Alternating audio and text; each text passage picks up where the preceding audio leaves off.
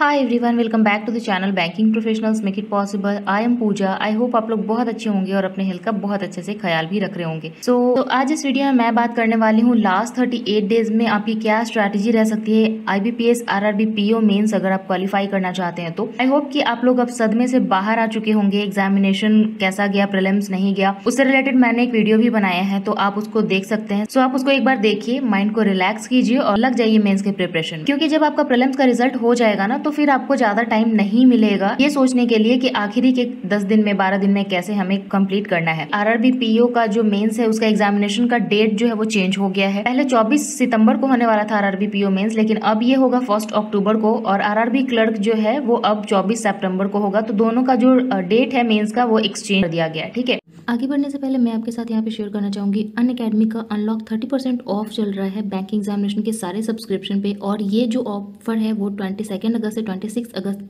तक के लिए है।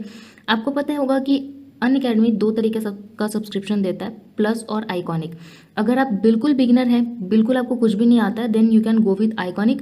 Otherwise I will suggest you to go with plus. अगर आपने थोड़ी बहुत तैयारी कर रखी है, थोड़ी इंप्रूवमेंट की जरूरत है, एक सही गाइडेंस की जरूरत है, तब आप अनअकैडमी के प्लस के साथ जा सकते हैं। इसका लिंक मैं नीचे डिस्क्रिप्शन में डाल दूंगी। और अगर आप डिस्काउंट लेना चाहते हो तो आप मेरा कोड यूज कर सकते हैं BankPro 2022 अगर आपको डिस्काउंट की जरूरत हो तो। Otherwise you can go without any discount coupon code. इसके फीचर्स क्या क्या हैं और आने वाले कुछ बैचेस के डिटेल्स मैं आपके साथ यहाँ पे शेयर कर देती हूँ। फीचर आपको मिलेंगे कि आपको टॉप एडुकेटर से पढ़ने का मौका मिलेगा। बहुत सारे बैचेस यहाँ पे स्टार्ट होते रहते हैं, तो आप अपने टाइम, अपने अवेलेबल टाइम के अकॉर्डिंग, अपनी सुटेबिलिटी और टीचर, जिस भी टीचर से आपको पसंद आ रहा है उसके अकॉर्डिंग आप बैच ज्वाइन कर सकते हैं। एक टॉप एडुकेटर बैच जो है वो 25 अगस्त से स्टार्ट होने वाला है। जिनका IBPS RRB का एग्जामिनेशन, जिनको की कॉन्फिडेंस है कि मेरा निकल जाएगा, या फिर जो आगे आने वाले बहुत सारे एग्जामिनेशन है IBPS PO clerk, SBI PO SBI clerk, तो उसके लिए आप ले सकते हैं। यहाँ पे एक्सेलरेटर बैच चल रहा है, 25 अगस्त से स्टार्ट होने वाला। वैसे कैंडिडेट जिन्होंने उम्मीद छोड़ दी है कि उनका RRB में कुछ भी हो सकता है, तो वो IBPS PO को अगर आप टारगेट कर रहे हैं तो आप यहाँ पे फाउंडेशन बैच ज्वाइन कर सकते हैं IBPS PO का। इसका भी 25 अगस्त को स्टार्ट होने वाला। एक बैच जो है वो IBPS क्लर्क प्रीलिम्स को टारगेट करते हुए भी बनाया गया है, क्योंकि बहुत सारे ऐसे कैंडिडेट होंगे जो बिगनर होंगे, तो वो प्रीलिम्स से ही स्टार्ट करेंगे, then you can go with this. और अभी यहाँ पे SBI PO और क्लर्क दोनों का मर्ज करके PO और क्लर्क दोनों में काम आएगा। एक वीर बैच स्टार्ट हो रहा है 25 अगस्त से। तो यहाँ पे आपको टीचर सारे टॉप क्लास के मिलेंगे और नंबर ऑफ टीचर्स मिलेंगे, तो जिनसे आपको अच्छा लगे पढ़ना आप उनसे पढ़ सकते हैं। लिंक अगेन मैं नीचे डिस्क्रिप्शन में डाल रही हूँ, आप कोड यूज कर सकते हैं BankPro 2022 एक एडिशनल डिस्काउंट के। हमारे पास टाइम थोड़ा सा बढ़ गया है। ये मैं 30 डेज बनाने वाली थी, बट मुझे ये अपडेट आकाश यादव सर के चैनल से मिला, तो क्रेडिट गोज टू हिम। तो ये लास्ट 38 डेज में आप क्या कर सकते हो जो कि आपका मेंस सुधारेगा। ठीक है, प्रीलिम्स का आपने एग्जामिनेशन दे दिया, आप बस होपफुली ये बस सोचो कि ये एग्जामिनेशन क्लियर हो जाएगा और आपको मेंस में बैठना है। ठीक है, आपका अगर एक डिसेंट अटेम्प्ट है, आप अपने कैटेगरी के अकॉर्डिंग और अपने स्टेट में कितनी वैकेंसी है, प्रीवियस ईयर के कट ऑफ, उसके अकॉर्डिंग थोड़ा बहुत एडजस्टमेंट करके आप लोग देख लेना। ठीक है, तो चलिए टॉपिक को शुरुआत करते हैं। आपको पढ़ना क्या क्या है मेंस में, ये तो आपको पता है कि रीजनिंग, क्वांट्स, कंप्यूटर, GA और हिंदी या इंग्लिश जो भी आप ऑप्ट करते हो, तो ये 5 सब्जेक्ट है। सबसे अच्छा वेटेज रखता है रीजनिंग और क्वांट्स। 40-40 सवाल दिए जाएंगे, लेकिन आपको इसमें नंबर मिलेगा 50-50। ठीक है, तो ज्यादा वेटेज ये रखता है। इंग्लिश या हिंदी आपको दिया जाएगा, जितना क्वेश्चन देंगे 40 सवाल देंगे 40 नंबर के लिए। कंप्यूटर आपको दिया जाएगा 40 सवाल दिया जाएगा और ये 20 नंबर के लिए दिया जाएगा। अगेन GA जो है वो आपको दिया जाएगा 40 सवाल दिया जाएगा 40 नंबर के लिए। ठीक है, तो सबसे कम जो वेटेज रखता है वो कंप्यूटर, लेकिन ये भी है कि इसका सेक्शनल कट ऑफ क्वालिफाई करना बहुत ज्यादा जरूरी है।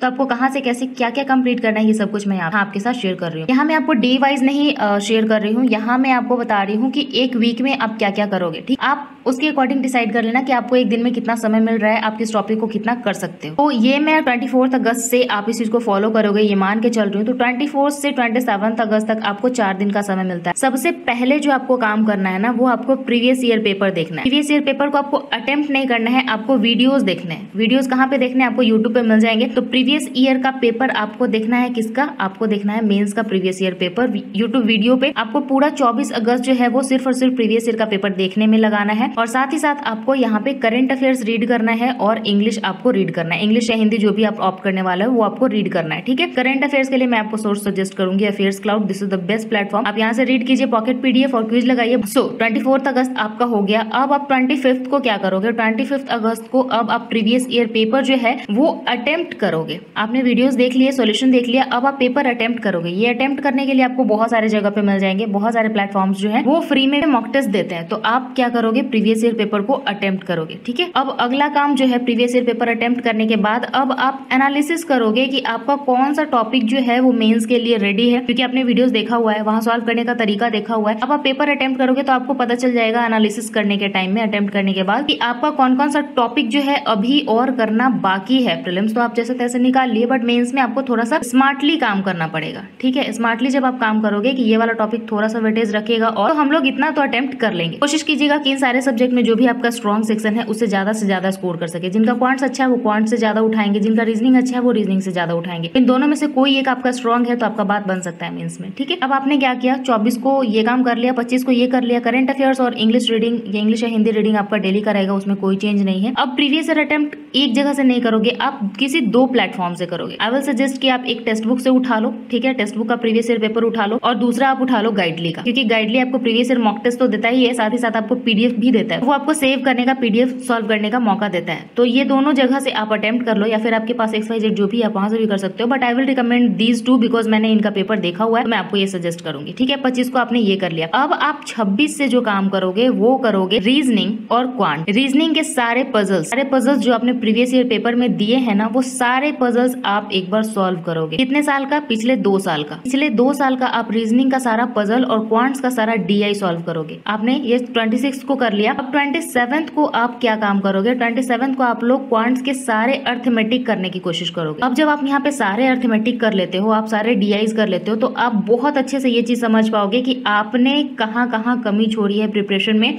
अब जो है आपका दिन स्टार्ट होता है, अब आपका रियल फाइट स्टार्ट होता है। ये तो सिर्फ इतना पता करने के लिए 4 दिन तो आप सिर्फ और सिर्फ पता कर रहे हो कि आप कितने पानी में हो। के बाद आता है रियल फाइट। अब रियल फाइट ये होगा कि संडे के दिन से आप एक फ्रेश मॉक टेस्ट लगाओगे, बिल्कुल फ्रेश। अब देखोगे कि प्रीवियस ईयर का जो पेपर, जो मेमोरी बेस्ड पेपर है, वैसा मॉक टेस्ट ये आपको दे रहा है या नहीं। ठीक है, और उसके लिए मैं आपको अगेन टेक्स्ट बुक सजेस्ट करूंगी, क्योंकि मैंने आपको हमेशा सजेस्ट किया है RRB के लिए text book is the best platform. ठीक है, फॉर मॉक टेस्ट। तो आप यहाँ से मॉक टेस्ट लगा सकते हैं। प्रैक्टिस के लिए आप गाइडली PDF यूज कर सकते हैं। आपने मॉक टेस्ट लगाया, ठीक है, उसका एनालिसिस किया। अब जब मॉक टेस्ट लगा लिया, एनालिसिस कर लिया, तो आपने ये जो सारे पजल्स, क्योंकि आपने प्रीवियस ईयर का वीडियो देखा है, आपने अटेम्प्ट किया है 2 प्लेटफॉर्म से, आपने फिर उसके सारे रीजनिंग बनाए हैं, सारे क्वांट्स बनाए हैं। नो मैटर्स कितना टाइम लग रहा है, आपको सारे पजल्स बनाने हैं। ठीक है, आपको सारे क्वांट्स के DI बनाने हैं, सारे अर्थमेटिक बनाने हैं। अब आपको ये आइडिया लग जाएगा ना कि किस टाइप के क्वेश्चन पूछे जा रहे हैं और आप स्मार्टली उस चीज को चूज कर रहे हो या नहीं। आपको मेंस क्लियर करने के लिए आपको चूज ही होना पड़ता है। आपको ये सेलेक्ट करने आना चाहिए कि कौन सा क्वेश्चन छोड़ना है, कौन सा क्वेश्चन आपको करना है। ठीक है, आप यहाँ पे मॉक टेस्ट लगा रहे हो, एनालिसिस कर रहे हो। अब उस दिन आप क्या करोगे? उस दिन आप टॉपिक तैयार करोगे मॉक टेस्ट एनालिसिस करने के बाद, कि आपका अर्थमेटिक में कौन छूट रहा है। वैसे टॉपिक जो कंटिन्यूअस छूट रहे हैं, जिसको कि आप कितना भी एफर्ट डालोगे आपसे नहीं होगा एग्जामिनेशन में, तो उसको छोड़ देना। ऐसे टॉपिक्स होंगे जो कि आपका थोड़ा सा वीक है, थोड़ा सा एफर्ट लगाओगे तो हो जाएगा, तो उसको डेफिनेटली करना।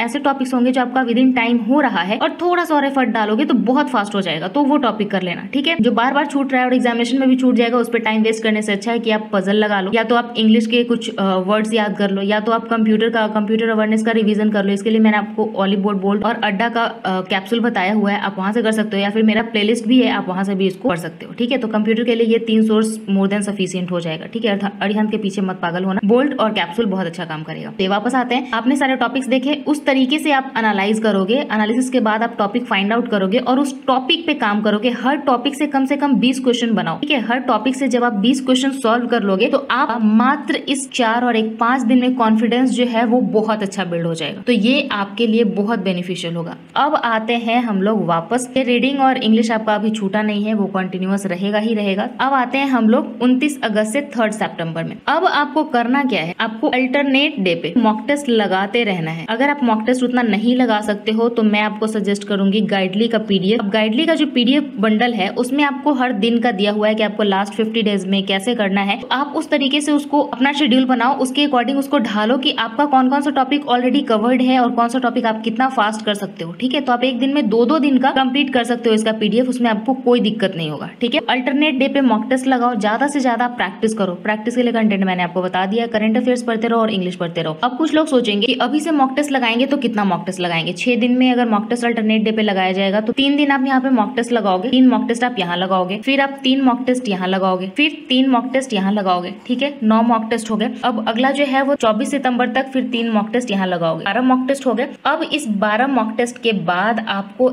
इसमें सिर्फ और सिर्फ 2 मॉक टेस्ट लगाना है। 26 सितंबर से 30 सितंबर के बीच में आपको सिर्फ 2 मॉक टेस्ट लगाना है। तो 12-14 मॉक टेस्ट हो गए और टेक्स्ट बुक आपको sufficient number of mock test देता है जो कि आप अटेम्प्ट कर सकते हो। अब जब आप यहाँ पे 3 दिन में 3 मॉक टेस्ट लगाते हो, उसके अलावा आप गाइडली का PDF सॉल्व करते हो, यहाँ पे नंबर ऑफ क्वेश्चन सॉल्व करते हो, आप खुद देखोगे 10 दिन के अंदर आपको अपने परफॉर्मेंस में इंप्रूवमेंट दिखेगा। अब ऐसा तो है नहीं कि आपने प्रीलिम्स क्वालिफाई कर लिया, अब आपको बोर्ड एंड स्ट्रीम का बिल्कुल किसी बुक से बेसिक स्टार्ट करना है, नहीं, आपको एग्जाम ओरिएंटेड पढ़ना है। आप जब एग्जाम ओरिएंटेड पढ़ाई करते हो ना तो आप ज्यादा स्पीडली रिकवरी करते हो, ठीक है, क्योंकि एग्जाम में क्या पूछेगा हमें वो सॉल्व करना है, हमें ये नहीं देखना है कि इससे इस तरीके का क्वेश्चन बन सकता है। यार SSC में कुछ और पूछता है, BPSC में कुछ और पूछता है, UPSC में कुछ और पूछता है, उसी के तरीके से बैंकिंग में भी कुछ और पूछता है, और बैंकिंग के भी RRB में जो क्वेश्चन का लेवल होता है वो कुछ और होता है। तो आप एग्जाम ओरिएंटेड पढ़ो, ज्यादा जल्दी आप चीजों को सीखोगे, ज्यादा जल्दी आप कवर कर पाओगे। अगेन अब आते हैं संडे को। संडे को क्या करना है, संडे को सारे टॉपिक्स जो आपने इस 6 दिन में किए हैं ना, मॉक टेस्ट किया है, आपने PDF किया है, उन सब को रिवाइज करोगे। आप देखोगे कि कौन ऐसा टॉपिक है जो आप मॉक में भी छोड़ रहे हो, PDF में भी बहुत लंबा टाइम लग रहा है, तो उस चीज को रिवाइज करोगे, उसका एनालिसिस करोगे, ठीक है, और कोशिश करोगे कि करंट अफेयर्स एंड कंप्यूटर को ज्यादा से ज्यादा समय दे हम लोग संडे को, ठीक है, इसका ज्यादा से ज्यादा क्विज लगाएं ताकि इसमें भी हम लोग अच्छा परफॉर्मेंस दे सके। ठीक उसी तरीके से आपको आगे भी कंटिन्यू करना है, जो प्लान आपने इस 6 दिन में इम्प्लीमेंट किया है, ठीक वैसे ही आपको अगले 6 दिन करना है। फिर संडे को सेम रिवीजन करना है, फिर 6 दिन वही करना है, फिर संडे को रिवीजन करना है, अगले 19 सितंबर से 24 सितंबर में भी वही करना है, 25 को रिवीजन करना है, और 26 से 30 सितंबर में यहाँ पे कुछ स्पेशल होने वाला है। क्या स्पेशल होने वाला है, यहाँ पे